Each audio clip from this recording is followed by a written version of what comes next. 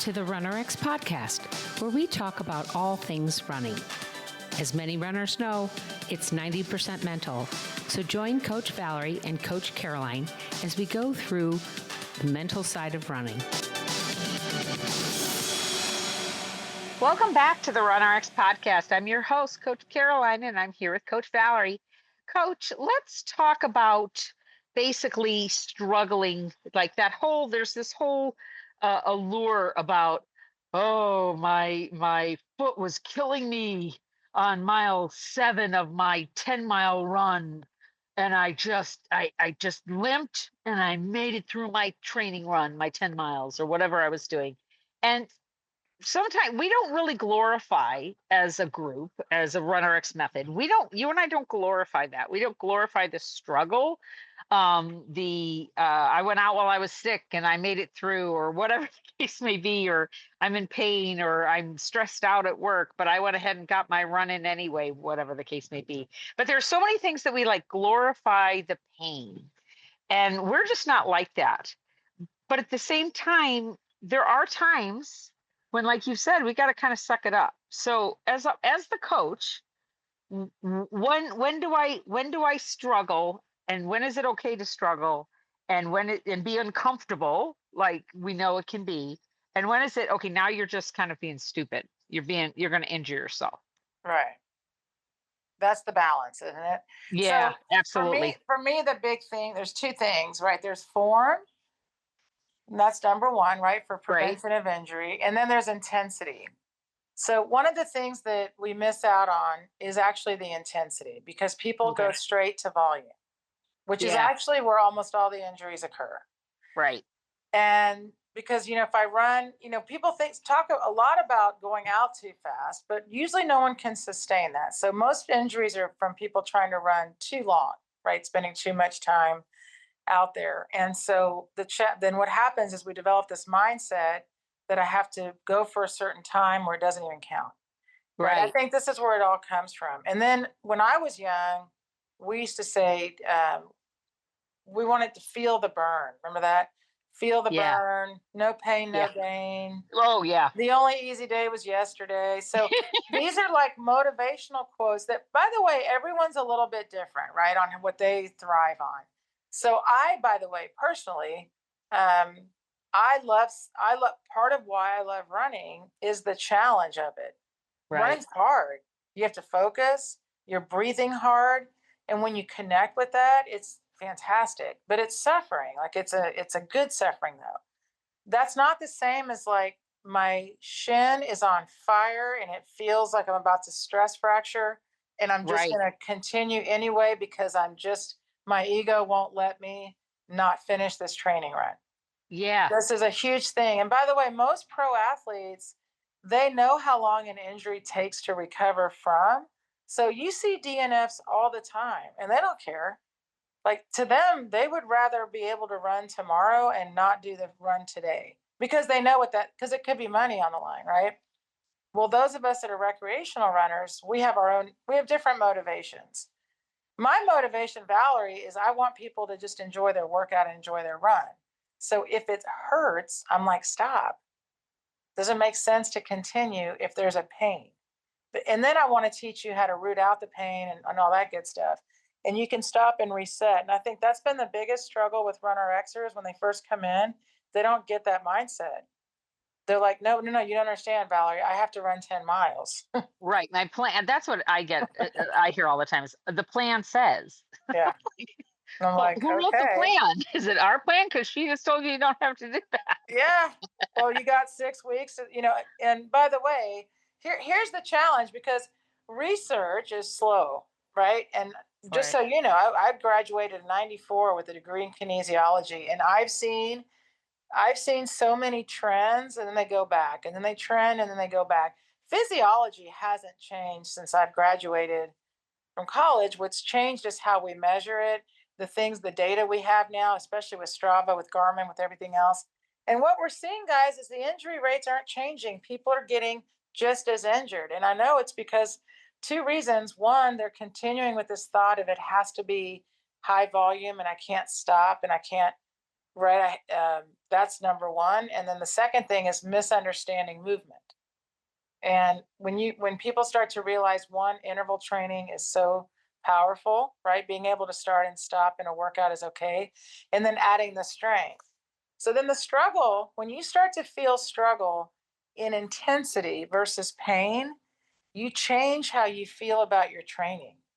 Because we've all struggled that way, guys, as runners. Every one of us has had a twinge, and then you're thinking, it's just going to go away. I know it'll go away, right? Right, right. And And there's then a it, difference obviously between a twinge or a right. But in the beginning, like maybe that's how it starts. And then you're like, yeah. okay, I'm just going to keep going and it'll just go away. And then it doesn't. And then you're like, I'm just going to, pray. I'm just going to hope. I'm just going to, whatever I'm going to do. And I've been there. I've run marathons like that. I broke my foot and I went I didn't have an option. I had to go 5 more miles to an aid station because we were on a trail. And Oh there's no yeah. glory in that. I wish the aid station had been right there. But Well, and I can also but did it see make me stronger? Yeah, sure. But here's my thing with everybody.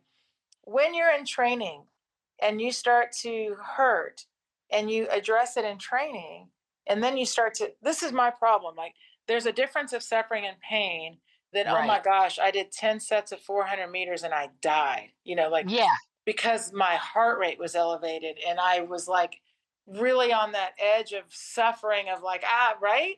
right. And I There's a think, difference. Yes. yeah. And guys, we want you to suffer that way. Like, I want Right. you to be like, oh, my heart Or rate's up and all of that is what we want for you. And right. that's Or what, I'm going to say like you're out like I'm in the country so I could see myself being out 5 miles and I'm coming back 5 miles and at mile 7 yeah, and it's starting to rain. I got to get my butt back 3 miles, so I push through. Okay. right, I could kind of see that because right. you got to get home. And that's Sure, sure, something I sure. used to say all the time when people would be like, "Oh, I ran this marathon and now I still got to walk to my car." I still I know. I have to know. pee, right? You don't just Well, but stop moving when the also, marathon right. ends. Right. And guys, here's my hardest thing. So before, and I'm just going to use Valerie first. So before I had ever started with pose, like before I met Dr. Romanoff, and certainly before I had started CrossFit. So I started pose in 2004. I started CrossFit, met CrossFit 2008. So prior to that, I just want everybody to know, I had never really understood intensity. And what does that mean? And my husband would be the first to tell you it's because I never played a sport. So I Okay. wasn't an athlete.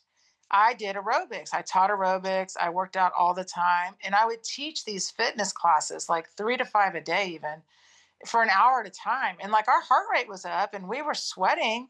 Were we working hard? Sure. But was it intense? No. And I didn't understand that. And I think a lot of people still don't. And it's okay. I didn't get it either, just so you know. I get it now. It took me a while to understand that there's levels of intensity, and 99% of endurance athletes only work out in one level because they love endurance. So they do Right. everything in the oxidative state. Guys, you can have different heart rates, just so you know, in that oxidative state. So I'm not talking about zones. That's not what I'm talking about. So it's very hard for people sometimes to understand the difference of just moving your arms and legs vigorously versus actually working at high intensity. Yeah. So, and I didn't understand it. And I actually got very offended in the beginning because, like, my husband would tease me that you think you're working hard, but you're not really. You're just moving your arms, you're just moving your body around. You're not really Yeah. working. And at first I was like, I'm out here and I'm working hard. I am sweating. I am working. And he's like, yeah, but you're so inefficient in your movement that you're just moving. Like, watch America's Funniest Home Videos when they get the old men out to start racing. It's Yeah. it's always the same. Boy, their arms and legs are going and they're working Yeah. and they're going nowhere, right? And Yeah. I'm telling you guys, a lot of us are moving like that in our running, in our strength training, and we don't realize it just because we don't understand it and understand movement. Once you learn how to move, and then you learn how to take that movement to a next level, if you will, it's amazing the difference in what suffering actually means. And so, like, people used to make fun of CrossFit. Like, that's people just throwing themselves around. I'm like, it's really not. But but Yeah. that's what it looked like. That was the perception. And then same like someone saying to me, but it took me 5 hours to run that marathon. And I hate to say it. I'm like, I know, but all that happened is you hurt your poor knees and back and ankles. Right. You'd really So be when better off working at a higher intensity, maybe not quite for the duration you're working, and then you'll go back out and run that marathon probably in 4 hours. Right. So at what point, like if I'm in a race and I think I know the answer, I know what I would say, I should say, and then I want your answer. So if I'm in a race and this isn't my profession, this is just my fun. Maybe it's not a goal race or something, and I hurt myself, like you hurt yourself, and you had to get to the station, but then did you stop running? And that's the Oh question. Like yeah, at what point do you yeah. stop? Do you say, okay, this is too much and DNF? And then there's a whole I could do a whole hour on the mental side of what are you making that mean, like the DNF, why are you taking that personally, why are you making it mean that you're not a runner? But from a coach's perspective, I'm not a failure, am I? Right. And by the way, being the coach, I felt like a failure. I mean, I Ah, took a whole group out there and they all did their run. yeah, yeah, And what's great is poor Linda stayed with me because she's so nice. yeah. So, because she didn't want me to be by myself. Uh, Guys, it was a horrible feeling. But I had to say to myself, self, this is a great learning opportunity for you as a coach and a runner, right? Right. And I got a lot of people, everyone except for Linda. Sorry, Linda. Everyone else hit their goal. They all reached their training goal. And what do you think they would have thought of me if I said, "Oh my gosh, I broke my foot, but I persevered, and now I'm going to be out with foot surgery for the next Yeah, 6 to 12 weeks." I'm very fortunate that I was able to get to the aid station and whatnot. And by the way, I did. I have another good story. I did a 50 miler, same thing. I had people out there, and I had a whole crew, and I hurt my hip. I don't remember. I didn't do anything. It just started to really hurt. yeah. So again, Linda, she's my best friend and my race friend. She's also a massage therapist. So she's like, let me dig around your hip. I was like, all right. So she's like digging around in my hip. Well, the race director comes over and says to me, sorry, lady, we have to kick you out of the race because now you're over the time. I didn't even know there was such a thing. I was new Oh, in trail running. So I was like, oh, well, but now my hip feels better because Linda just fixed it. So he said, well, you know what? You can still finish the race, but we can't let you have your bib because we can't be liable for you. oh, I see. So when I went across the finish line, because I did finish the race, I said to the guy, I'm the lady that hurt herself, and look, I finished. And he said, well, I can't change it on the thing, but here's an extra burger ticket. Well, So, and like, it's so funny because it's just so how you've evolved, I because I know. used to be that way too. I used to be like, oh, I didn't feel it. It's different to say I didn't feel like running, but I went out and I ran and I feel better now. That's a different thing. Right. I'm talking about like my knee was hurting me, but I went ahead and I taped it up and or I know, I but I'm just saying I've done it both. I mean, yeah. I've done Me it. And too. And and now I'm what like, nope. happens is in the moment it might be worth it. Later it might not. But my thing is like it's different to have an acute injury, guys. Like, I went Yeah. out on that trail run. I fell and broke my foot. Okay, really weird random situation. Here's my different take. What if I'd been on a training run, right?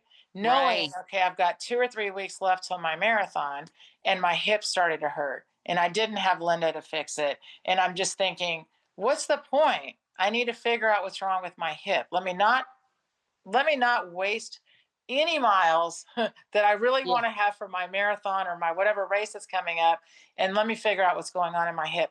I always like when I teach people running in the beginning, I teach them from the very beginning to stop, stretch, reset, try a drill, then restart the running. If you can get out of the pain, then you're okay. Like then it's just, Right. something. However, if you cannot, you need to say to yourself, it's just not worth it. Like let me just let's call it a day. And Yep. by the way, a lot of our runners, because we're so open about that in the beginning, where I'm totally like, stop and Yeah. reset, stop and reset. I say it all the time. And what happens is when you start to let yourself do that, you're having a communication with your body. You're saying to your body, look, it's going to be all right. I'm going to stop for a minute. Let's see what's going on. And a lot of times your body will be like, okay, well, now that you've put me back into the right position, I'm ready to go again. You'd be surprised if you catch it early and start doing that, how much that helps. And, by the way, let me just say real quick, because I do strength coaching and running coaching, I'm not with you your whole run. So can you imagine if I was and I could say, hey, I can see you're already late on your pull. Let's stop for just a minute, do a few ball foot hops, get you back in your rhythm, and there you go again. See, that's what Right. Valerie does for you. I really am there for your run if you're willing to do that. And Because willing to in be the coachable. Yeah, because in the weight room, if I look over and your back is compromised, Oh, yeah. do you think I'm gonna say, oh well, who cares? Let them gut it out. Keep Right. going. Just Yeah. 15 more. No, I'm gonna be like, wait a minute, let's just pause for a minute. Let's correct your movement. Maybe we need to lower your weight. But Yep. you want me to do that for you. Like if you're in my coaching class, you want Valerie to correct you. That's why you came. So it's the same in running. What starts to happen when you check in a lot and when you let me look at you, then you start to be able to auto adjust on your runs because you've let me help you so much on your perception. And it's such a better conversation. But the best thing, guys, if you let yourself stop and reset, you actually start running a little faster because Yeah. you're refreshed. And then you start letting yourself run a little bit of a higher heart rate. And then you start to let go of fear. And then when you start Yes. to let go of fear, you let your intensity come up. You let yourself open up. It's amazing what you can get through in your run. And then the suffering becomes like you want to suffer. Like it's a good Right. suffering, not Yeah. a, oh, my knee suffer. It's a whoo suffer. Yeah.